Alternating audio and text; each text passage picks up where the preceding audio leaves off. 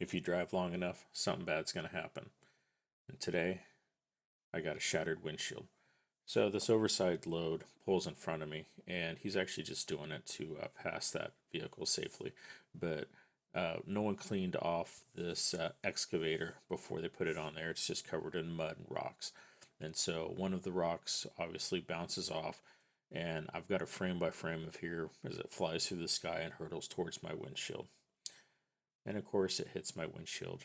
And it wasn't lucky enough to just be a small little ding where I could fix it and patch it for like 40 bucks.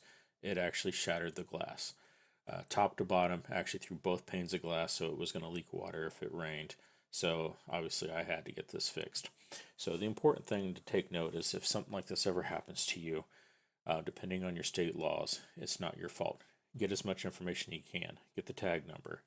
Take note of what the vehicle looks like, what's it hauling, what's written on the side of it. If you can, on the cabin of the vehicle, get the DOT numbers, get the trucking company information. That's really important. You want to reach out to them. If there's an individual identifier on the vehicle, get that. Take note of the date and time and where on the road this happened. In my case, my windshield, because of all the safety features, cost over $1,500 to replace. Obviously, I don't want to pay out of pocket for that, or I don't want to make a claim on my insurance. So thankfully, the trucking company that did this was very nice, very easy to work for, and did pay for this. So I lucked out there. I had all the information. I called them quickly and got that taken care of.